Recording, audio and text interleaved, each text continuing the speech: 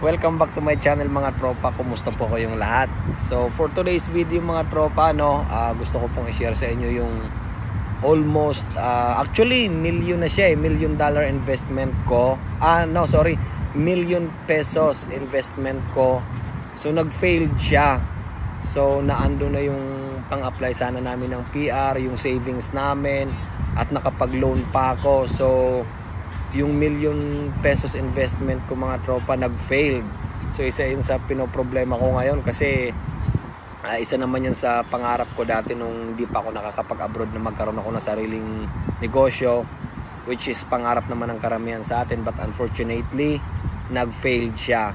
Well mga tropa, isa yun sa dahilan kung bakit medyo matagal akong hindi nakapag-upload ng video sa vlog, sa YouTube channel ko, kasi unang-una inasikaso ko yung loan, inasikaso ko yung mga kailangan gawin, yung pagbili ng sasakyan. So marami ako inasikaso. So ayun guys, hindi ako makapag-focus nung mga nakaraan kasi nga ayun, isa yun sa mga inaasikaso ko kaya hindi ako nag-vlog. So ngayon umaasa ako na mag-o-operation na yung business, but unfortunately yung ka-partner ko nagloko. So siya yung dahilan kung bakit nag-failed yung business. So ayun guys, yung business nga pala na pinasok ko is yung egg and vegetable dealer, tsaka yung parang variety store. So parang magiging supplier sana ako ng egg and vegetable at tsaka yung mga paninda sa mga sari-sari store. So yun sana yung business na pinasok ko, but yun nga unfortunately up until now, so naka-prepare na sana lahat, babiyahin na lang, nagka-problema pa. So ayun guys, meron lang akong gustong sabihin sa inyo, sa mga nangangarap din na magkaroon ng sariling investment, magkaroon ng sariling negosyo. So much better mga tropa na wag na kayong makikipagsosyo. So aralin nyo na lang kung anong negosyo yung papasukin nyo, kasi mahirap yung makikipagsosyo ka pa, kasi katulad nung nangyari sa akin, hindi ko naman inaasahan yun, which is siya naman yung nag-propose noon sa akin na yun nga, may gusto siyang investment na i-propose sa akin, tapos sinabi niya na ito maganda yung kita, tapos bibili lang tayo ng truck. Kumbaga sinabi niya sa akin, ako ang bibili ng truck and then hati kami sa puhunan, which is kung tutuusin, lugi ako dun sa hatian kasi gusto niya 50-50. Pero since dahil siya yung may mga customer at saka sarili niya ng business yon, so kumbaga kinonsider ko okay, kasi at least may chance naman ako na magkaroon ng income, which is talagang gusto ko rin naman magkaroon ng sariling investment. But yun nga, nung babiyahe na kami, bigla niya sinabi na sa akin pala lahat. So parang permit niya lang yung pinakaambag niya at saka yung pagdadrive niya, which is hindi naman pwede mga tropa, kasi pagkuha ng permit madali lang naman tsaka mura lang naman yun tsaka yung pagdadrive, marami namang mga driver na makukuha dyan. Of course kailangan lang kunin yung driver na marunong din mag mekaniko kahit papaano, which is syempre napakahalaga nun sa biyahe. So ayun guys, nung babiyahe na kami, bigla niyang sinabi na ako pala lahat, which is yung kinabukasan na babiyahe na kami, bigla niyang sinabi na sa akin pala lahat, puhunan, pati pagbili ng truck. So nagulat ako kasi hindi naman yun yung usapan namin. Tsaka kung iisipin nyo, kung itatanong nyo sa akin mga tropa na bakit hindi kami gumawa ng kasulatan or kontrata na yun ang kasunduan, well guys, hindi ko naman ina-expect sa kanya yun, kasi syempre professional na tao, engineer, and then isa pa principal yung asawa, may kapatid na lawyer. So sino ba naman yung mag-e-expect na magluloko siya sa ganung sitwasyon? So hindi ko naman ine-expect talaga yun guys, kasi syempre tiwala ako. Kaya kayo guys, kung mag-i-invest kayo or wag na wag kayo magtitiwala well, hindi naman yung truck nasa amin naman, kinuha ko na, tsaka yung pampuhunan kasi ready na talaga yung mga tropa, babiyahin na lang yun, may permit na lahat, kompleto na.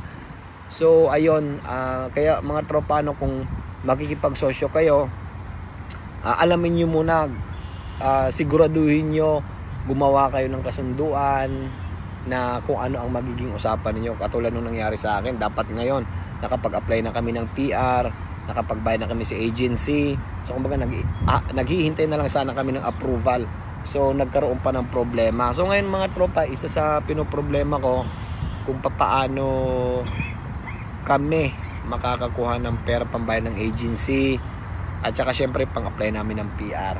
So isa yan sa pinoproblema ko.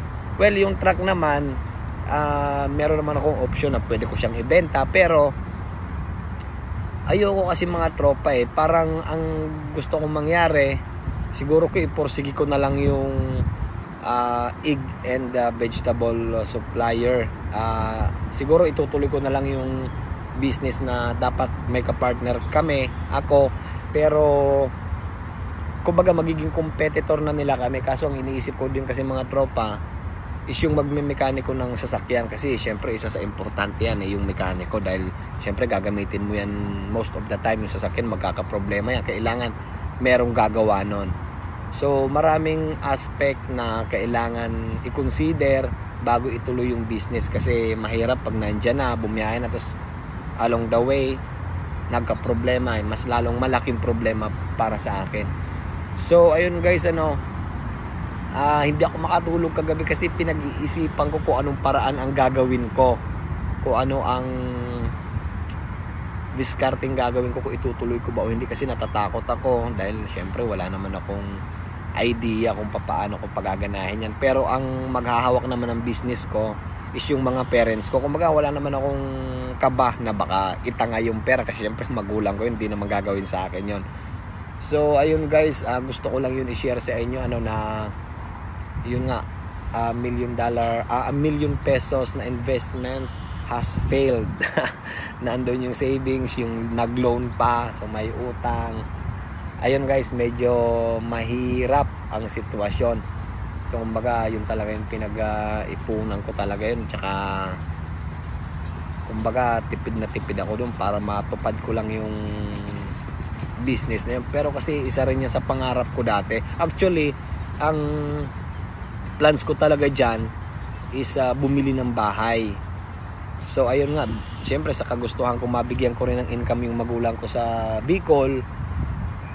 Ayun yung nangyari, nag-failed, which is mahirap siya kung iisipin mo, pero naman ang good side kung iisipin natin mga tropa, yung positive side is meron akong opportunity na magkaroon ng sariling business. So nandun yung what if na malugi, nandoon din yung what if na mag-succeed, di ba? So medyo maganda rin yung opposite side nung nag-fail yung business ko. Kung titignan ko yung bright side, yeah, I have the opportunity, pero meron kasing mga priority So ayun guys, yun ang pinag-iisipan ko ngayon, kung ano ba ang magandang gawin, dahil mahirap pero let's see mga tropa, i-update ko kayo kung ano yung next step ko sa business na gagawin ko. Kasi kaya ko din naman yan pinursigi pati, bukod sa syempre magkaroon ng income yung parents ko, and at the same time yung pera ko hindi natutulog sa bangko, kumikita. So gusto ko rin i-inspire yung iba nating kababayan na syempre hindi naman, like nasabi ko na to dati, na hindi naman lahat ng nag-a-abroad is nagsasucceed.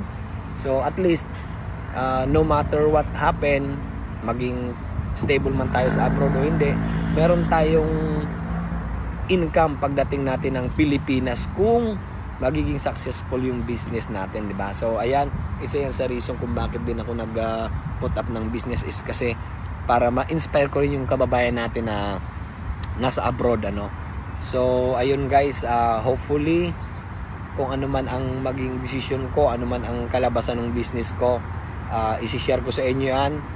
And up until now, I'm still thinking about it, kung ano ang gagawin ko. So hindi pa rin ako makapag-decide kasi natatakot talaga ako mga tropa, dahil meron talaga kaming mas priority yung pag-apply ng PR dito sa Canada. So ayun guys, sa mga gustong mag-business, uulitin ko lang na wag kayong makikipagsosyo kung wala kayong kontrata. So for me, lesson learned na yon. Sana wag nyo nang gawin, at mag-ingat kayo sa mga tao na magaling magsalita, mabuboka, na kumbaga too good to be true yung mga sinasabi sa inyo. Kaya pag-isipan yung mga tropa, no. For me, masyado lang ako nagtiwala. Tiwala lang ako na hindi niya gagawin kasi syempre professional na tao. So ayun, ganun kasi ako makipag-usap mga tropa. Kapag umuo ako, talagang gagawin ko yan, lalo kaya ko naman. So ayun mga tropa, no, hanggang dito na lang yung vlog ko ngayon. So kumusta kayong lahat? Maraming salamat pala sa mga bagong subscribers natin, ano? At sa mga magsusubscribe pa lang, welcome po kayo dito sa YouTube channel ko. So ayun guys, malapit na tayo pala sa 600 subscribers. So please support my channel and thank you po sa inyong lahat mga tropa.